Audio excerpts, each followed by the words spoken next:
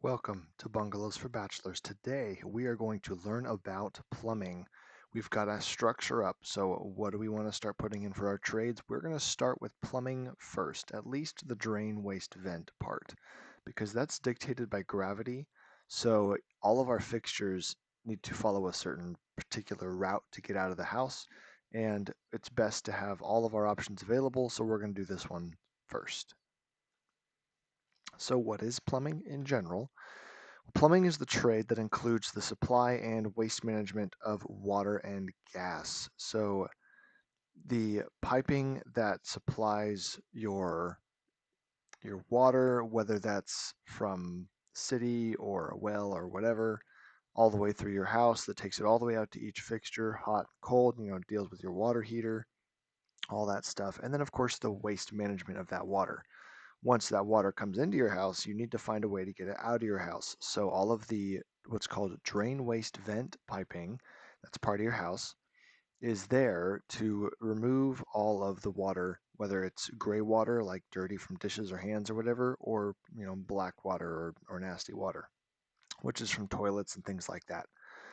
It's designed to take care of all that, get it all out of the house. And plumbers also take care of gas supply lines.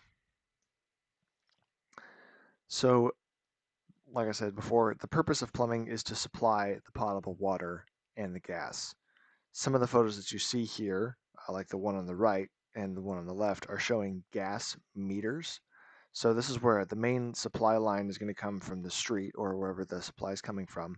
It's going to come up, it's going to run into your meter, and they're going to measure how much gas you're using, and then from there it's going to go into your house. And in this case, the picture on the right is showing lots of meters. This is likely an apartment building or something with lots of different services. So lots of meters, but normally your house would only have 1 meter, and that's what the gas lines would look like. And the water lines you are not going to see because they are buried underground, and they usually enter your house through the foundation, unless you have a crawl space or basement where your pipes are exposed. You're probably not going to see your plumbing lines unless it's being worked on. And of course, the disposal of the wastewater is the other purpose. We are trying to live nicely where we have water and the water goes away all inside our house. So we have developed public sanitary sewer systems that allow us to accept that wastewater and deal with it in an appropriate way. So basic types of some drain waste vent pipes are PVC, that's specifically for drain waste vent, though you could also use Schedule 40 PVC. It's just a little bit, Schedule 40 is a little bit thicker. It's designed to handle pressure, but you could also use the specific drain waste vent PVC. It's probably a little bit cheaper. ABS is another type. The basic difference between the PVC and the ABS is sometimes there's a little bit of a price difference.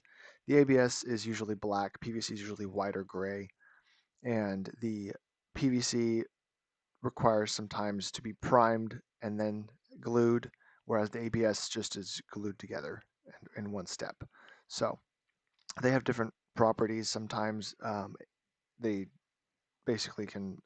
ABS is a little more tough, but they're just kind of different types of plastic. So, and then of course there's cast iron, which sort of looks like the photo on the left. Now the photo on the left is a exterior photo of a what I don't think is a drain line, but if it's in a city, it could be a drain line on the outside of a house.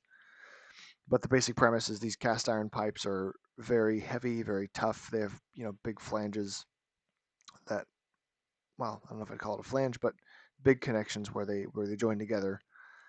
And that is a much older style of plumbing pipe. Though if you are looking for pipe that is extremely quiet, that you will not hear water flowing through, cast iron is the way to go. So types of supply pipes.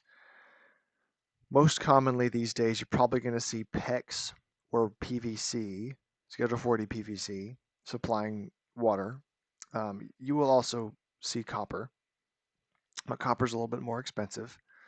But there's two types of PEX. Well, there's usually three, but most commonly you're going to see PEX A or PEX B, and you can sort of tell the type by how it's been connected.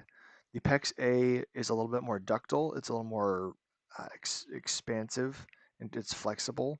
So the fittings that go with it are designed to be expanded, and then they will slowly contract back on the fitting. The pipe is expanded and then it will slowly contract back down onto the fittings. That's good for multiple reasons, just better flow, less pressure loss, stuff like that. But the PEX B usually has clamps or other types of fittings that are designed for the pipe to just slide on and be squeezed down in some way. So that's how you can tell which one you're working with. PEX B is usually a little bit stiffer. So those are the PEX types. And the PEX usually, if it's red or blue pipe you see going through the house, then yeah, it's probably PEX. PEX does make clear pipe as well. Oh, well, it's kind of a translucent, but it's not colored. So it's just because it's not red or blue doesn't mean it's not PEX. Copper, of course, looks like copper. Silvery or shiny metallic. I don't know what you'd call it, copper color. But there's CPVC as well. Now CPVC looks like a little bit more of a yellowed PVC. The normal water supply PVC is white, like in that bottom left photo. Well, in that case, that's drain PVC, but it's going to look white like that. And the white in the upper middle photo up here, I think, is actually just painted copper. So it's a copper pipe, it's just been painted white. So the CPVC is used for hot water supply. If you are going to use PVC to supply water in your house, then depending on where you are and what the code requirements are, you may or may not be allowed to use CPVC in hot water supply lines because, sorry, you may not be able to allow regular PVC for hot water because it does not designed to stand up to more than about 140 degrees Fahrenheit. So that's why there's sort of different type. So those are the types of supply lines. So the water is brought into your house. Now the water has to leave your house. So once it gets in those sewer pipes and makes it out of your house, the first thing it's going to encounter once it leaves your house normally is a clean out. Now the clean out is basically going to be a vertical run of sewer pipe that goes and extends above the ground. And the purpose for that is many, but one of the main purposes is that you can access your plumbing system from outside the house at the lowest point and put a ball in it and seal it off. That allows you to test your plumbing system in your house, make sure there's no leaks, things like that. So that's the clean out, and that's going to be for whatever type public waste system or septic system. There's going to be a clean out at the outside of your house for that purpose. And then they're going to run from that clean out. If it's a public waste system, they're going to run the line out to wherever the main exists. It's buried in the ground somewhere. Maybe sometimes it's under the street, though that's not ideal. It is better for that to be maybe sometimes it's like it ends up under a driveway or something, but under the sidewalk or close to the sidewalk, it's going to be somewhere out in the front that's still inside the property of the city. So remember, the city owns the right of way, which is the land dedicated for the road, which is more than just the road. So they're usually going to try to put these utilities in that space. So it kind of depends on who's developing the property. But that's what the mains are, and they're usually 6-inch, 8-inch, 12-inch, and then up, and they just get bigger and bigger depending on how big your city is. And these are PVC, and usually those pipes are green. So if you ever see someone with a whole bunch of really big green PVC pipes, they're installing sewer mains, sanitary sewer mains, not storm sewer. So that is where the waste is going to go. There's going to be a little tap into those mains, and that's where they're going to connect to. And that sewage is going to be taken off to a treatment plant like shown in the photo, where the sewage is going to be heated up, and basically all the bacteria do their fancy things and make the water safe for drinking again or whatever, maybe releasing it back into the environment.